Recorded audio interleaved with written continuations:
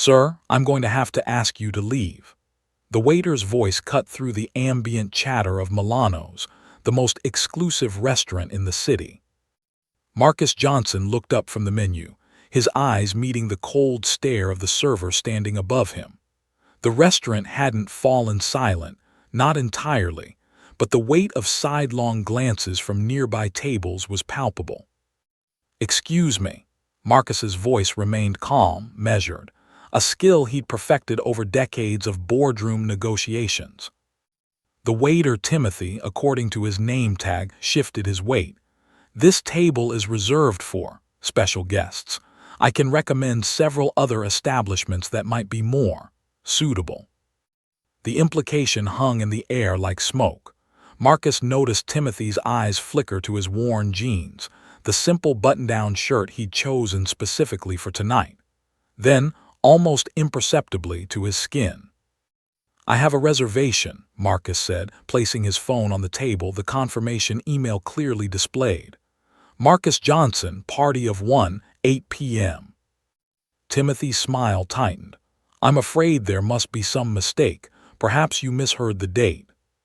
From 3 tables over, a couple whispered, their eyes darting between the unfolding scene and their overpriced appetizers. Marcus could have ended it right there. A single phone call would have been enough. Instead, he took a slow sip of water and maintained eye contact. "No mistake. Check again." "Sir, I've already checked. Now, if you don't leave voluntarily, I'll be forced to call." "Timothy?" A new voice entered the conversation, the maitre d' approaching with rapid steps. His face had drained of color. "A word, please." They stepped aside, but their heated exchange was still audible to Marcus. "You have any idea?" Looked like a nobody. Marcus Johnson, the CEO of most important investor. And then came the transformation. Timothy's return to the table was nothing short of theatrical, a complete metamorphosis from contempt to desperate servility. "Mr. Johnson, sir," he began, his voice now trembling. "There's been a terrible misunderstanding. Your table, your usual private table, is ready now." Marcus remained seated. "I'm comfortable here, actually." "Please, sir," Timothy lowered his voice to a whisper. "I have a family, this job, I can't lose it. I didn't recognize you in these clothes." The restaurant manager appeared now, profuse apologies spilling from his lips. Other diners were openly starring. Marcus sat perfectly still, his expression unreadable. In that moment, Marcus Johnson held more than a waiter's fate in his hands. He held the truth about Milano's, about the city's most prestigious establishment, and he held all the power. What would happen next would change not just Timothy's life, but the lives of everyone in that restaurant. And it had all started 3 months earlier. The boardroom of Horizon Technologies fell silent as Marcus Johnson leaned forward in his chair. 12 executive faces turned toward him, waiting. Outside the floor-to-ceiling windows, the city sprawled beneath them, 52 stories below. "The numbers don't add up," Marcus said, sliding the quarterly report across the polished table. "Our client satisfaction surveys show we're losing touch with real customers. We're becoming exactly what I promised we'd never be." Ellen Michaels, the chief marketing officer, cleared her throat. "Marcus, with respect, our profit margins are at an all-time high. The board is thrilled, shareholders are." "Shareholders don't build products," Marcus cut in. "They don't serve customers. They don't understand what happens on the ground." He stood up, walking to the window. "When was the last time anyone in this room used our customer service line, or walked into a store without announcing who they were, or tried to use our products without a team of tech support?" The silence answered his question. "That's what I thought," Marcus said. "We've created a bubble for ourselves, and bubbles burst." It had been 15 years since Marcus Johnson had founded Horizon Technologies from his garage apartment. 15 years since he'd maxed out 3 credit cards to fund his first prototype. Now, Horizon was a Fortune 500 company with 20,000 employees worldwide. And Marcus Johnson, the son of a public school teacher and a postal worker, was worth $2.4 billion. But success had come with isolation. The corner office, the executive elevator, the private entrance, all designed to separate him from the real world. When was the last time he'd been treated like an ordinary person, like the kid from South Side Chicago he once was? "I'm going undercover," Marcus announced to the stunned room. 3 months. No security, no assistance, no special treatment. I want to experience our company and our competitors as a regular customer would. Ellen was the first to object. "Marcus, that's already decided," he said firmly. "Janet will serve as interim CEO. The board has approved, and none of you, not one, will acknowledge who I am or give me any special treatment." Derek Fulman, the chief legal officer, looked concerned. "The risks are substantial, Marcus. Your safety, for one." "I wasn't asking for permission," Marcus replied. "Or opinions. This starts next Monday. I'll be a mid-level IT consultant named Mark Jenkins. Average salary, average life. I've rented an apartment in Westwood." The executives exchanged glances, some concerned, others calculating how this might affect their own positions. 3 months, Marcus repeated, to remember what real life is like, to see our company through fresh eyes. What Marcus didn't tell them was the deeper reason, the gnawing emptiness he'd felt lately, the disconnection, the sterile, cushioned existence that wealth had created around him. He needed to touch ground again, to remember what it felt like to be treated based on who he was, not what he owned. 2 weeks later, Marcus, now Mark Jenkins, moved into a 1-bedroom apartment in a middle-class neighborhood. The furniture was basic, the car a 5-year-old Honda. He'd limited his liquid assets to what an IT consultant might reasonably have saved. The transition was jarring. On his first morning, the hot water ran out mid-shower. At the grocery store, he caught himself reaching for premium brands before checking the price and putting them back. The apartment's air conditioning worked sporadically at best, leaving him sweating through the unexpected heat wave. But there was something refreshing about it all, something real. For the first time in years, no one held doors open for him. No one laughed too hard at his jokes. No one treated him with the careful deference reserved for the very wealthy. He was invisible again, just another face in the crowd. His plan was methodical. Week 1, experience Horizon's products as a new customer. Week 2, try their closest competitors. Week 3, apply for a job at a Horizon retail location, and then see where the experiment led him. The problem started almost immediately. Setting up his new Horizon smartphone took 3 hours and 4 calls to customer service. Each time he was transferred, placed on hold, and given conflicting information. By the end, Marcus had filled 10 pages of his notebook with observations. "Your call is important to us," the automated system had repeated over and over, while he waited 47 minutes to speak to a human being. Important, it certainly didn't feel that way. At the Horizon retail store, the experience wasn't much better. Salespeople ignored him while fawning over customers interested in the most expensive models.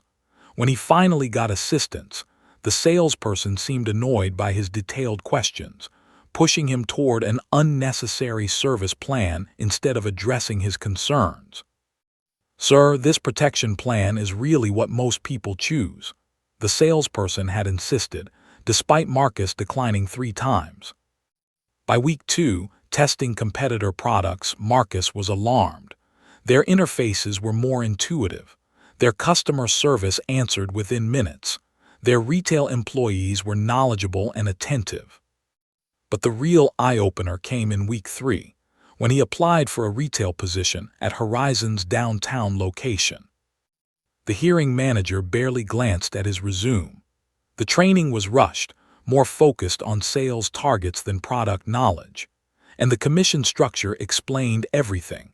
Basic models that might better serve customers' needs offered almost no commission, while premium models with expensive add-ons could earn a salesperson triple. Don't waste time on the budget shoppers, his trainer advised.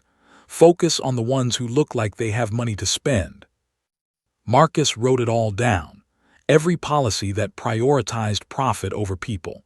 Every instance where customers were sorted based on perceived wealth. Every moment where humanity was sacrificed at the altar of efficiency.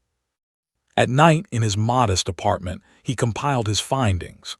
The picture emerging was ugly. The company he'd built to make technology accessible to everyone had become an exclusive club that treated ordinary people as second-class citizens. By month 2, Marcus had expanded his experiment beyond horizon. He dined at restaurants, shopped at high-end stores, applied for credit cards, and tried to access various services, all as Mark Jenkins, IT consultant. The pattern was consistent and disturbing. Without the trappings of wealth, the tailored suit, the luxury car, the premium credit cards, he became invisible, sometimes even suspicious. At Cartwright's department store, security followed him around the luxury section. At First National Bank, he was kept waiting for an hour despite having an appointment. At the Tesla dealership, no one would let him test drive until he mentioned he was considering paying cash. And then there was Milano's, the restaurant where the city's elite dined. The place where deals were made, where power was flexed, where the wealthy felt at home. As CEO Marcus Johnson, he'd been a regular, always receiving the best table, the finest service, the utmost respect. But what would happen to Mark Jenkins, in his jeans and button-down, if he tried to dine there? He made the reservation online. Friday night, 8 p.m. The system had confirmed it. There should be no problem. And yet here he was, being asked to leave by a waiter who'd taken one look at him and decided he didn't belong. "Mr. Johnson, please," Timothy was saying now, his voice cracking. "I didn't know. How could I know? You've always come in your—" He gestured vaguely at the air, indicating the absence of designer clothing. The restaurant manager was offering a complimentary meal, a bottle of their finest wine. The maitre d' looked like he might faint, and all around them the other diners watched the drama unfold, their appetizers growing cold. Marcus looked at Timothy, really looked at him. The man was perhaps 50, with gray beginning to streak his temples. His hands were shaking. Behind the practiced smile of a career server, there was naked fear in his eyes. "How long have you worked here, Timothy?" Marcus asked, his voice level. 17 years, sir." "And how often are you told to turn people away, people who don't look like they belong?" Timothy's eyes darted to his manager, then back to Marcus. We have certain standards, sir, for our clientele. Standards based on appearance, on assumptions about who deserves to be here." It wasn't a question. They both knew the answer. The manager stepped forward. "Mr. Johnson, I assure you this is not our policy. Timothy acted entirely on his own, and we'll be addressing this." "Stop," Marcus said, raising a hand. "Don't lie to me, not now. If you're enjoying this story about how an undercover CEO uncovers the truth about discrimination in his own world, hit the like button right now. And make sure to subscribe to catch part 2, where we'll see exactly how Marcus handles this situation. And trust me, it's not what anyone in that restaurant expects. All eyes in Milano's remained fixed on Marcus Johnson's table. The tension in the air was thick enough to cut with the overpriced steak knives that sat untouched on pristine white tablecloths throughout the restaurant. Timothy stood frozen, a man awaiting judgment. The manager hovered nearby, calculating the potential PR disaster unfolding in his establishment. Other diners had abandoned any pretense of not watching, their phones discreetly positioned to capture whatever might happen next. "Sit down," Marcus said to Timothy, gesturing to the empty chair across from him. "Sir," Timothy's voice quavered, "I'm not allowed to." "Sit down." The words were quiet but carried undeniable authority. Timothy lowered himself into the chair, perching on its edge as if ready to flee. His name tag was slightly crooked now.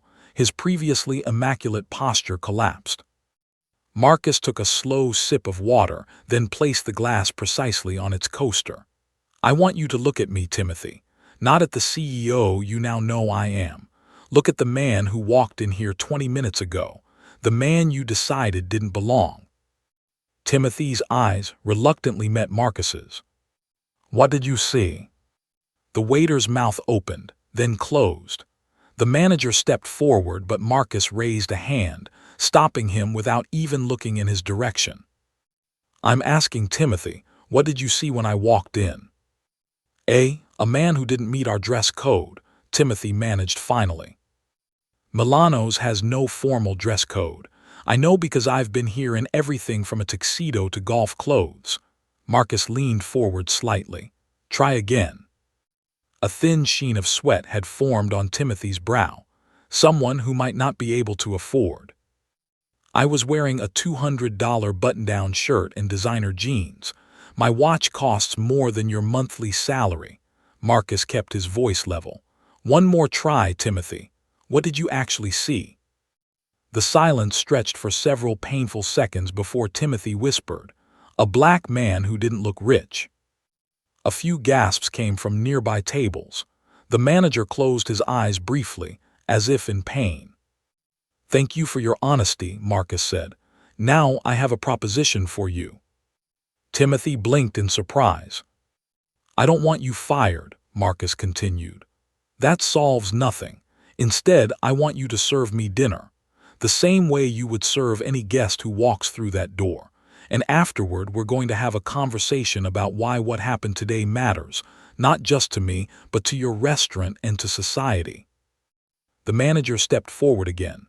Mr. Johnson, please allow me to assign our finest server. Timothy will serve me, Marcus said firmly, unless he doesn't want the opportunity. Timothy straightened in his chair. I'll serve you, sir. Good, Marcus opened his menu. And I expect the same service you'd give to anyone. No special treatment because of who I am, just basic human dignity, the kind everyone deserves. What happened over the next hour became the stuff of restaurant legend. Timothy served Marcus with professional courtesy. Marcus ate his meal, making occasional notes in a small notebook. They spoke little, but the entire restaurant remained entranced by the quiet drama playing out before them. As Timothy brought the dessert menu, Marcus closed his notebook. Sit down again, please. Timothy complied immediately this time. Do you know why I'm here today, Timothy? To expose us, to file a discrimination lawsuit. Fear had returned to the waiter's eyes. No, Marcus placed his hands flat on the table. I'm here because 3 months ago, I realized I'd lost touch with reality. That I'd been living in a bubble where people like you treated people like me as royalty, not because of who I am, but because of what I own. He gestured around the restaurant. This entire economy of deference and exclusion, I've been complicit in it. I've benefited from it, and it's corrupted my company in ways I'm only beginning to understand. Marcus looked directly into Timothy's eyes. So no, I don't want you fired. I want you hired. I don't understand, Timothy said. I want to hire you as a consultant for Horizon Technologies, to tell us exactly how places like Milano's decide who belongs and who doesn't, to help us see the blind spots in our own company culture. The manager, who had been hovering nearby, made a small choking sound. Timothy stared at Marcus in disbelief. But I was going to. Discriminate against me, yes. And you've been trained to do that, not explicitly perhaps, but through years of working in establishments that value certain kinds of people over others. Marcus leaned back in his chair. The question is, are you willing to help me change that, not just here but in my company and potentially others? A complicated series of emotions crossed Timothy's face: suspicion, disbelief, calculation, and something that might have been hope. Why would you want my help after what I did? Because you were honest when I cornered you. Because you've spent 17 years observing how wealth and power operate in spaces like this, and because people can change when given the right opportunity. Marcus handed Timothy a business card, his real one. Think about it. Call me Monday if you're interested. As Marcus paid his bill and stood to leave, the restaurant remained unusually quiet. He buttoned his jacket, nodded to the still-stunned manager, and walked toward the door. He'd almost reached it when Timothy called after him. "Mr. Johnson." Marcus turned. "I'll call on Monday." Timothy's voice was steady now. "And thank you." Marcus nodded once and stepped out into the night air, leaving behind a restaurant full of people who would never see him, or perhaps themselves, quite the same way again. Monday morning arrived with the predictable chaos of ringing phones and rapid damage control. By 8 a.m., Milano's had issued a public apology, announced sensitivity training for all staff, and shared their new all-welcome policy. Several news outlets had picked up the story. Undercover CEO was trending on Twitter. Marcus Johnson sat in his home office, scrolling through the coverage with mixed feelings. This wasn't about public shamming or viral fame. It was about something much more fundamental. His secure line rang. Janet Kim, the interim CEO, didn't bother with pleasantries. "The board is calling an emergency meeting. They're panicking about your stunt, as Reynolds is calling it." Marcus sighed. "It wasn't a stunt, Janet, it was research. Research that's now public and affecting our stock price." Her voice softened slightly. "I'm on your side, Marcus, but I need to know what your plan is." "My plan is to fix what's broken in our company and hopefully beyond it." He checked his watch. "The board can meet at 2 p.m. I'll be there with my full report and recommendations." "And Timothy Walsh, the waiter from Milano's, he's called 3 times this morning. Send him to my private office at 11, and Janet, don't tell anyone he's coming." After hanging up, Marcus turned to the thick binder on his desk, 3 months of observations, experiences, and conclusions from his time as Mark Jenkins. The patterns were clear and disturbing. From customer service to hearing practices, from product design to corporate culture, Horizon had developed the same disease as Milano's, a systemic bias toward people who looked, acted, and spent like the affluent. At precisely 11 a.m., Timothy Walsh was escorted into Marcus's office. Gone was the crisp server's uniform, replaced by what was clearly his best suit, slightly dated, meticulously maintained. He stood awkwardly just inside the doorway, taking in the expansive office with its view of the city skyline. "Thank you for coming," Marcus said, rising from behind his desk. "Please sit." Timothy sat carefully on the edge of a leather chair, his back straight as if still carrying invisible trays. "I almost didn't," he admitted. "I thought it might be some kind of setup." "Understandable," Marcus sat across from him. "But as I said at the restaurant, I don't want revenge. I want change." "Why me, though? There must be professional consultants who specialize in whatever this is." "Diversity and inclusion," Marcus smiled slightly. "Yes, and we'll be working with them too. But you have something they don't. 17 years of direct experience with how bias operates in service industries. You've seen it, participated in it, and now acknowledged it. That's valuable." Timothy shifted in his seat. "Milano's hasn't fired me yet, but they've reassigned me to brunch shifts." "The slowest, least profitable shifts," Marcus noted. "They're punishing you while publicly claiming to address the issue. That's also valuable information." He slid a folder across the coffee table between them. "This is my proposal. A 6-month consulting contract. Your expertise in exchange for compensation that will make those brunch shifts irrelevant." Timothy opened the folder, and his eyes widened at the figure on the first page. "That's substantial." "It's the market rate for specialized expertise," Marcus replied. "Which is what you have. I'm not offering charity, Mr. Walsh. I'm offering a business arrangement that benefits us both." Timothy flipped through the contract slowly. And what exactly would I be doing? Helping us identify and address bias in our customer service, retail operations, and corporate culture, speaking to our executive team and employees, working with our diversity consultants to develop practical solutions. Marcus leaned forward, telling us uncomfortable truths that we need to hear. For the first time, Timothy smiled, just slightly. I can definitely do that last part. Good, because here's the bigger picture, Marcus said, standing and walking to the window. What happened at Milano's isn't isolated. It's happening at my company and countless others across the country. People being valued or devalued based on superficial judgments. And it's not just about race, though that's certainly part of it. He turned back to Timothy. It's about the growing divide between how we treat people we perceive as valuable and those we don't. And as someone who's moved between those worlds, I can tell you, the gap is widening and it's toxic. Timothy was quiet for a moment. At Milano's, we have a system, not written down, but everyone knows it. We profile customers the moment they walk in. Designer labels, certain watches, the right accessories. Those people get the best tables, the best service. Everyone else gets the minimum effort or gets steered elsewhere. And Horizon does the same thing, Marcus said. Our premium customers get immediate support. Everyone else waits on hold. Our wealthy-looking customers get attention in our stores. Others get ignored.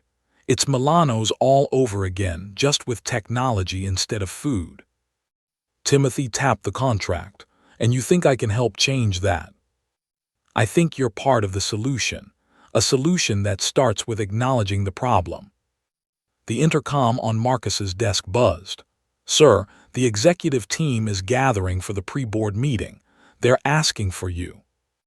Tell them I'll be there shortly, Marcus responded, then turned back to Timothy. Take the weekend to think about the offer, but know this. What happened at Milano's can either be an embarrassing incident or the beginning of real change. I'm aiming for the latter. I hope you'll join me.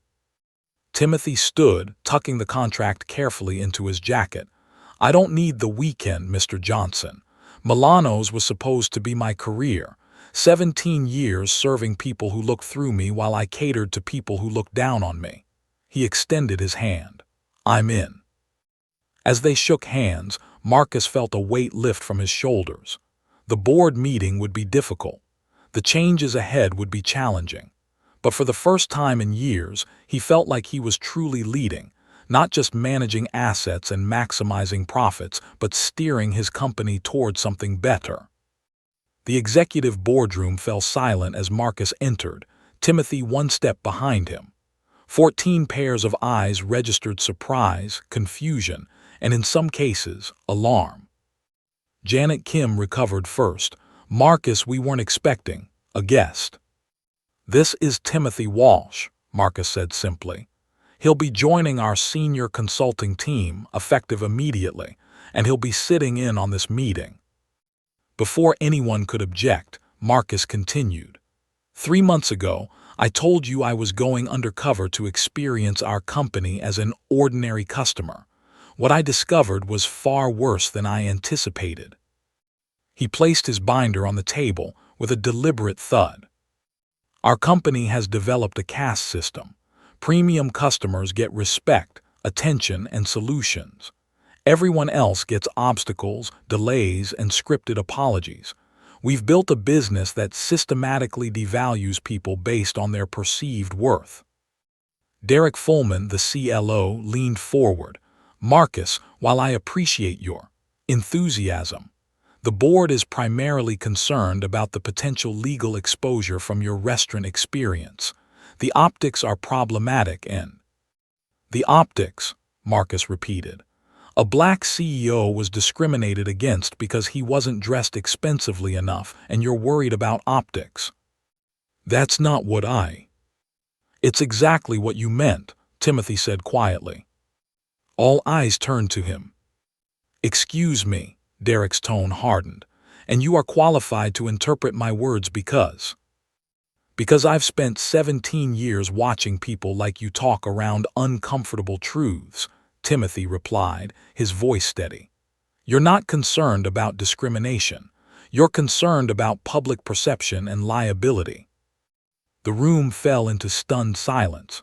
No one spoke to executives this way, especially not outsiders, especially not restaurant servers. But Marcus was smiling.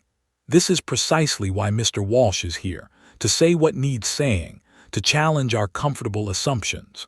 He opened his binder. Now, shall we discuss what I found during my 3 months as an ordinary customer, or would the board prefer I share those findings publicly first? The threat was clear. The executives exchanged glances. Janet Kim gave an almost imperceptible nod of approval. We're listening, she said. For the next hour, Marcus outlined his findings in meticulous detail. The customer service wait times that differed based on account value.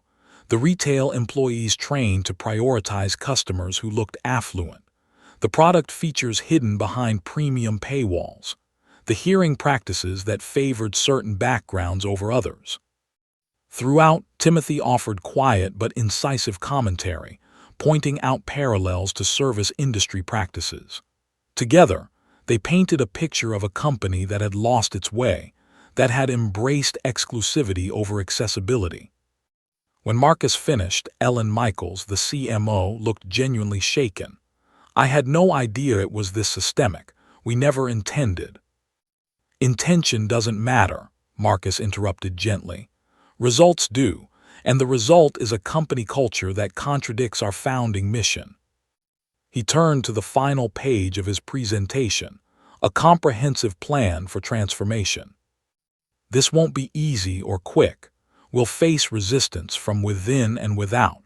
Our short-term profits may take a hit, but if we commit to this path, Horizon Technologies can become what it was always meant to be, a company that serves everyone with equal respect and access. Derek Fullman still looked skeptical. The board will want metrics, cost projections, ROI analysis. The board will get them, Marcus assured him. But they'll also get this question. What kind of company do we want to be? One that sorts humans by perceived value, or one that recognizes the inherent dignity in every customer, employee, and community member? As the executives contemplated this, Timothy Walsh sat quietly, watching the people who controlled billions of dollars grapple with questions of basic human respect. The meeting ended without firm conclusions. Those would come later, after the board presentation, after countless more discussions and decisions. But something had shifted in that room. A door had been opened that couldn't easily be closed again. As they walked out together, Timothy turned to Marcus. Do you really think this will work, that you can change something this ingrained? Marcus considered the question carefully. I don't know, but I know we have to try, and I know it starts with people willing to cross boundaries to see beyond their usual perspectives. He extended his hand again. People like you and me. Timothy nodded slowly. Like you said at Milano's, it's not about revenge, it's about change. Exactly, Marcus checked his watch. I have a board meeting to prepare for, but tomorrow we start the real work. As Timothy left Horizon headquarters, he paused on the steps, looking back at the gleaming tower with its distinctive logo. 17 years at Milano's had taught him to recognize power and privilege, but today had shown him something new, the possibility of transformation. His phone buzzed with a text from Marcus Johnson. By the way, you're formally on the payroll now. Your first assignment, make a list of every way Milano's trained you to discriminate. We'll start there. Timothy smiled and began typing his response, already mentally cataloging 17 years of implicit rules and unwritten codes. For the first time in his professional life, his experience with discrimination wasn't a burden to bear, it was expertise to share. And that made all the difference. If you found this story eye-opening, hit the like button now. Subscribe to see Part 3, where Marcus and Timothy face unexpected resistance as they begin implementing changes at Horizon Technologies. The transformation journey is just beginning, and not everyone wants to come along for the ride. The headlines were impossible to ignore.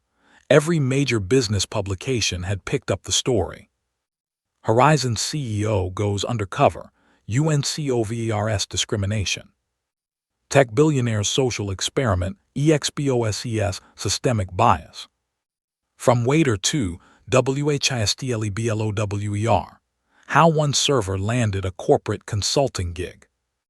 Marcus Johnson scrolled through the news reports on his tablet while riding the elevator to Horizon's executive floor.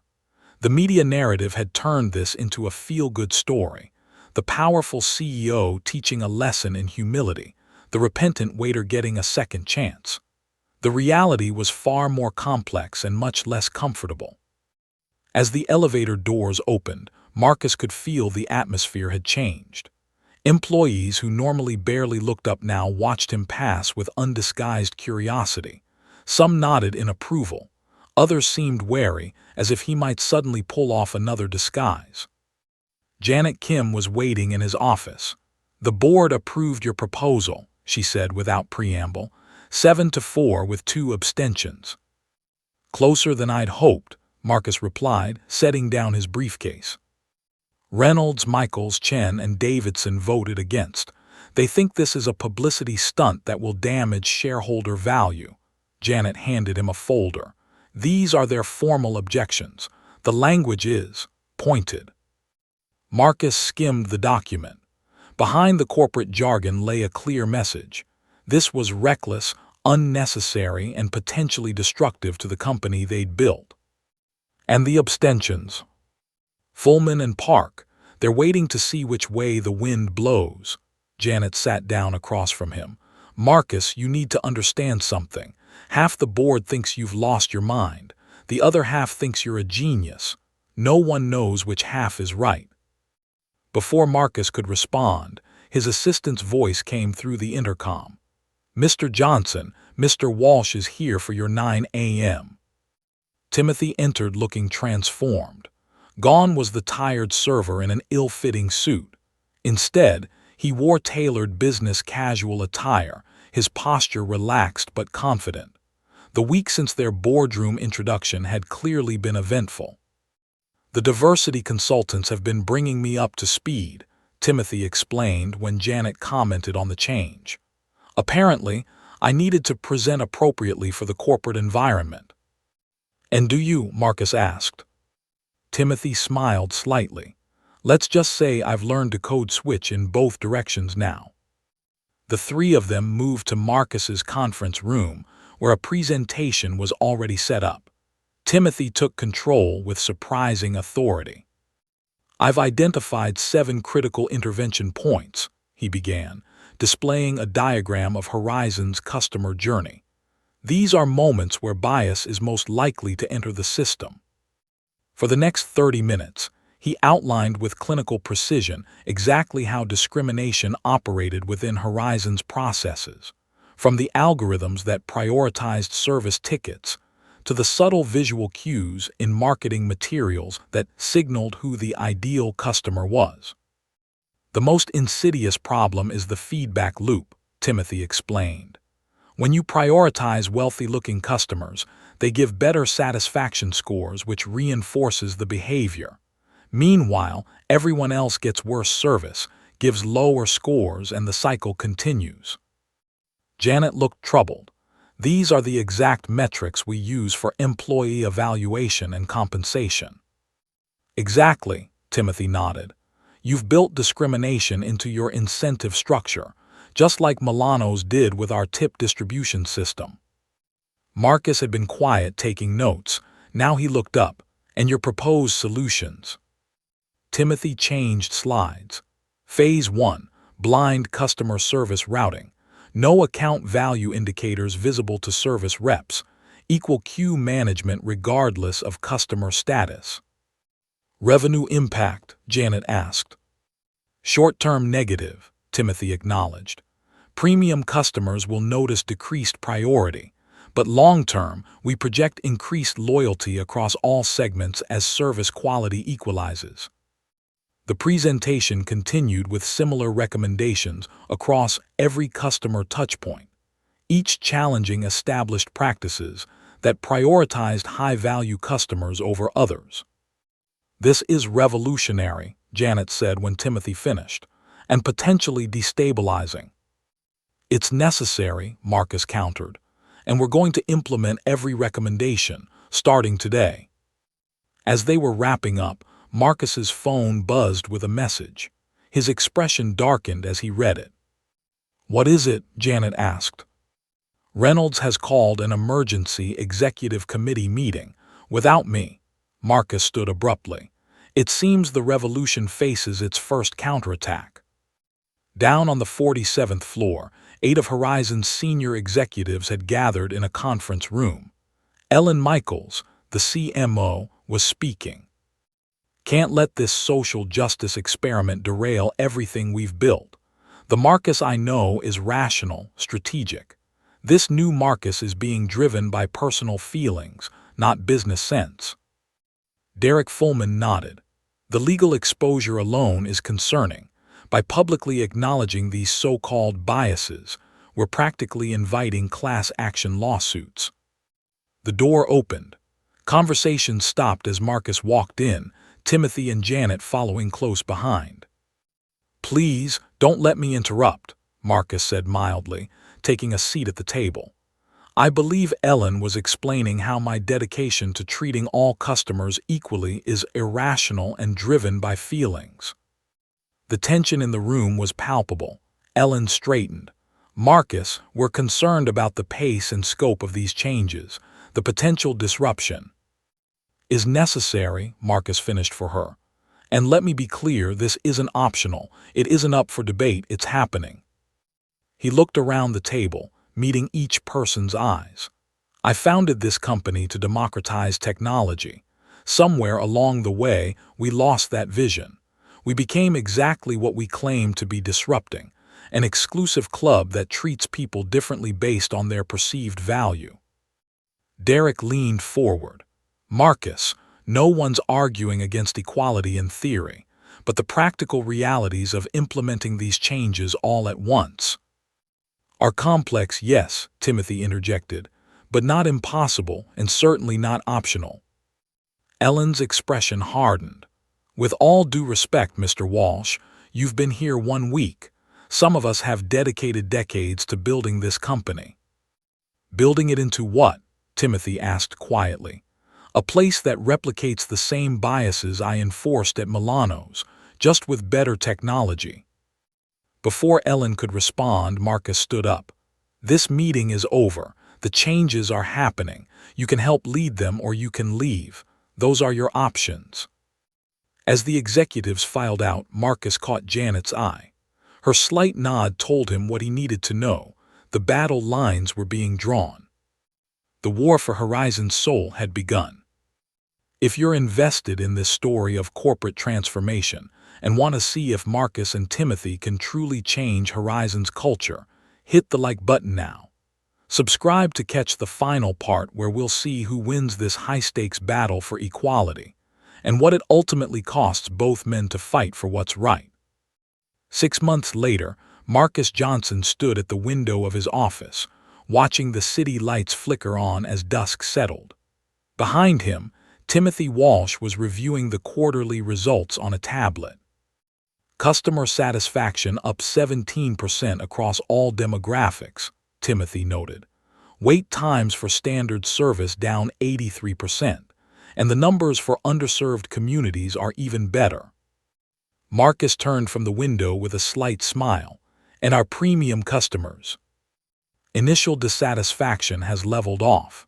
Retention rate only dropped 2%, well below the 8% we projected." Timothy set down the tablet. "Turns out wealthy people appreciate good service too, even if they're not getting preferential treatment." The journey to this moment had been anything but smooth. The past 6 months had seen Horizon Technologies transformed, not just its policies and procedures, but its fundamental culture. The cost had been high. 4 senior executives had resigned in protest. 2 board members had stepped down. Shareholders had raised concerns about mission drift and unnecessary social activism. But the numbers were now telling a different story. The press is calling it the Horizon model, Janet Kim said, entering with a stack of reports. As chief operating officer, a promotion Marcus had insisted on, she'd been instrumental in implementing the changes. Other companies are starting to ask how we did it. How we're doing it, Marcus corrected gently. We're nowhere near finished. The intercom buzzed. Mr. Johnson, the town hall is ready to begin whenever you are. Marcus straightened his tie. 6 months ago, we made promises. Time to show our employees what those promises have produced. The 3 of them walked together to Horizon's largest auditorium. Over 1,000 employees were present, with thousands more watching via live stream from offices around the world. The energy in the room was palpable, a mix of curiosity, pride, and lingering skepticism. As Marcus took the stage, he was struck by how different this felt from previous company gatherings. The audience wasn't just senior management and technical teams. It was customer service representatives, warehouse workers, retail staff, employees from every level of the company. The diversity was visible in a way it hadn't been before. 6 months ago, Marcus began, I made a discovery in a restaurant that changed everything. Not just for me or for Horizon, but potentially for how business can be conducted in the 21st century. The screens behind him displayed key metrics from the past 6 months, the improvements in service, the democratization of access, the changes in hearing and promotion. When I started this company, I had a simple vision, technology that worked for everyone, not just the privileged few. Somewhere along the way, we lost sight of that vision. We began sorting people by their perceived value. We replicated the very inequalities we claimed to be disrupting. He paused, looking out at the sea of faces. Many of you were skeptical when we announced these changes. Some of you thought it was a PR stunt. Others worried it would damage our bottom line. Those were reasonable concerns. The screen changed to show the company's financial results. A murmur went through the crowd. Revenue up 12%, Marcus continued. New customer acquisition up 23%. Market share expanded in previously underserved segments. It turns out that treating people with equal dignity isn't just the right thing to do, it's good business. The applause was genuine, if not universal. Marcus could still spot pockets of resistance, executives who'd fought the changes, employees who'd benefited from the old system. But this isn't just about Horizon, he continued as the applause faded. What we've learned here has implications far beyond our company. He gestured to Timothy, who joined him on stage. Most of you know Timothy's story by now, how we met, how he joined our team. What you may not know is that Timothy has become one of the most sought-after consultants in the industry. Companies across the country are asking for his perspective on how bias operates in their systems. Timothy stepped to the microphone. 6 months ago, I was a server at Milano's, trained to sort people by how much they were worth. Today, I help businesses understand that everyone is worth serving well. He smiled slightly. It's been quite a journey. The crowd's response to Timothy was warmer now than it had been at the beginning. The initial skepticism, a waiter advising a tech company, had given way to respect as his insights proved invaluable. Today, Marcus continued, we're announcing the next phase of our transformation, the Horizon Equality Initiative. The screens displayed a new corporate structure, one with a dedicated division focused on equal access and service. This isn't a side project or a temporary task force. It's a fundamental part of how we'll do business moving forward. And I'm pleased to announce that Timothy Walsh will be leading this division as our new Chief Equality Officer. The surprise in the room was evident, not just at the creation of the position, but at who would be filling it. A man who, just 6 months earlier, had been serving tables at an upscale restaurant was now joining Horizon's C-suite. Timothy looked momentarily stunned despite having been part of the planning. Recovering quickly, he returned to the microphone. When Marcus first offered me a consulting position, I thought it was charity, or worse, tokenism. A PR move to make the company look good after a public incident. His voice was steady, honest. I was wrong. What I found instead was a leader and a company genuinely committed to change, even when that change was difficult and costly. He looked out at the audience. I've spent the past 6 months working with every division of this company. I've seen resistance turn to understanding and understanding turn to commitment. Not everywhere, we still have work to do, but enough to convince me that real transformation is possible. As Timothy continued outlining the new initiative, Marcus observed the audience. The enthusiasm wasn't universal, but it was growing. People were nodding, leaning forward, engaging. The company was changing, person by person, team by team. After the presentation, the auditorium transformed for a reception. Employees from all levels mingled, many approaching Timothy and Marcus with questions and ideas. The energy was different from the forced corporate socializing of past events, more genuine, more diverse, more engaged. Ellen Michaels, one of the few original executives who had stayed, approached Marcus with a glass of sparkling water. "I was wrong," she said simply. "I thought this would destroy what we'd built. Instead, it's making us stronger." Marcus nodded, appreciating her candor. It wasn't an unreasonable fear. No, but it was a revealing one. Ellen looked around the room. "I didn't realize how comfortable I'd become with a system that prioritized certain people over others. How much I'd internalized that as normal, as necessary." "Most of us had," Marcus acknowledged. "It's the water we swim in." "Well, the water's changing," Ellen said, "and I'm glad I stayed to help change it." Across the room, Timothy was deep in conversation with a group of customer service representatives, the frontline employees who dealt most directly with the biases in the old system. His expression was animated as they shared experiences and suggestions. Janet joined Marcus and Ellen, datapad in hand as always. "The Milano story is trending again," she reported. "Someone at the town hall must have leaked the CEO announcement." Marcus checked his phone to find several messages from Milano's management. After the initial incident, the restaurant had implemented perfunctory changes while waiting for the story to blow over. Now, with Horizon's success making headlines, they were suddenly eager to discuss comprehensive reform. "Too little too late?"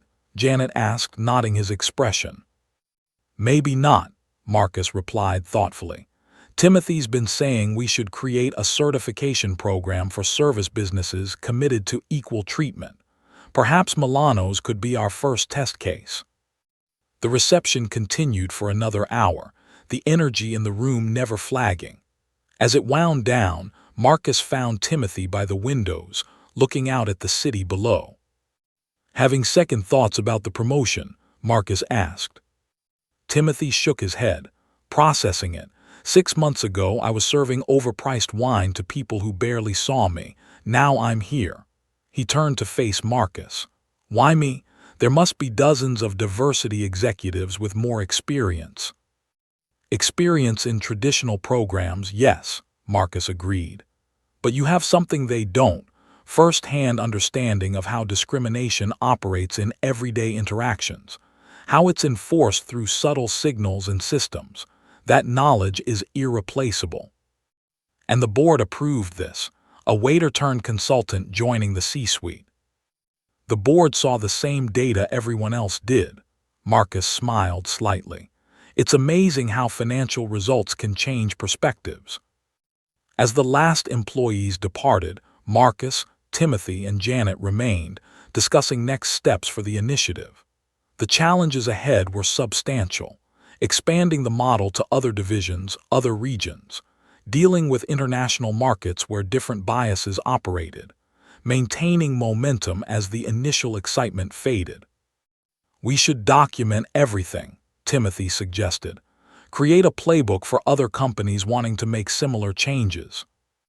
"Already in progress," Janet confirmed. "We're calling it the Horizon Protocol, step-by-step guidance for identifying and addressing systemic bias in business operations." Marcus nodded, adding, "And we'll open source it. This can't just be a competitive advantage for Horizon. It needs to become the new standard." As they gathered their materials to leave, Marcus's phone rang. The display showed a number he didn't recognize. "Marcus Johnson," he answered. "Mr. Johnson, this is Robert Davis, CEO of Westfield Financial." The voice was tense, uncomfortable. "We've never met, but I saw your town hall presentation. The live stream was shared among several CEO networks." Marcus raised an eyebrow at Timothy and Janet. "What can I do for you, Mr. Davis?" "I had an experience yesterday that I can't stop thinking about." Davis's voice grew quieter. "I was traveling, dressed casually, stopped at one of our bank branches incognito, and I was treated terribly, kept waiting, spoken to condescendingly, doubted at every turn." "Because they didn't recognize you as the CEO," Marcus surmised. "Exactly. And if that's happening to me when I don't look the part, what's happening to our actual customers?" Davis paused. "I'd like to learn more about your approach. Perhaps bring in your team to assess our operations." After arranging a meeting and ending the call, Marcus turned to his colleagues. "It's starting." 3 months later, the Horizon Protocol had been implemented at 12 major corporations. 6 months after that, the number had grown to 50. A year from Timothy's promotion, over 200 companies had signed on, affecting millions of customer interactions daily. Milano's, under new management, had become a model for the restaurant industry, implementing bias-free service standards that were now being adopted by dining establishments nationwide. And Marcus Johnson, the billionaire who had gone undercover to reconnect with reality, had launched a movement that was slowly changing how American business operated. On the anniversary of their chance encounter, Marcus and Timothy returned to Milano's, not for publicity or symbolism, but for a quiet dinner to reflect on how far they'd come. The host greeted them with the same warm professionalism extended to every guest. Their server was attentive without being obsequious. Around them, diners of all backgrounds received the same excellent service. "The strangest part," Timothy observed, looking around, "is how natural it feels now. Equal treatment shouldn't be revolutionary." "But it is," Marcus replied, "and will be for some time." Milano's new manager approached their table, a young woman who had been a server during Timothy's time. "Everything satisfactory, gentlemen." "More than satisfactory," Marcus assured her. "The changes are working well." "They are," she agreed, "and our business is up 20%. Turns out treating everyone like they matter is good for the bottom line." She smiled at Timothy. "Your training program made all the difference." After she left, Marcus raised his glass. "To unexpected partnerships." Timothy clinked his glass against Marcus's. "And to unfinished revolutions." Because it was unfinished, they both knew that. The Horizon Protocol was just the beginning. Bias ran deep in American business, in American society. Real change would take decades, not months. But as they looked around the restaurant, at the diverse staff now being trained in genuine hospitality rather than discrimination, at the varied clientele all receiving the same excellent service, they could see the difference one chance encounter had made. One waiter, one CEO, one moment of honesty, and a willingness to transform not just a restaurant experience but an entire corporate philosophy. As they left Milano's, a young man held the door for them, a new server based on his uniform. He gave them the same courteous nod he'd given every other departing guest. Marcus and Timothy exchanged a smile. Progress, one interaction at a time. Outside, the city continued its evening rhythm, unaware that a quiet revolution was unfolding in its midst. A revolution started by an undercover CEO denied service, and the waiter who had unknowingly changed the course of both their lives. If this story of transformation struck a chord with you, hit the like button and subscribe to our channel. Share this video with someone who needs to hear that change is possible in business, in society, and in ourselves. One conversation, one decision, one honest moment at a time.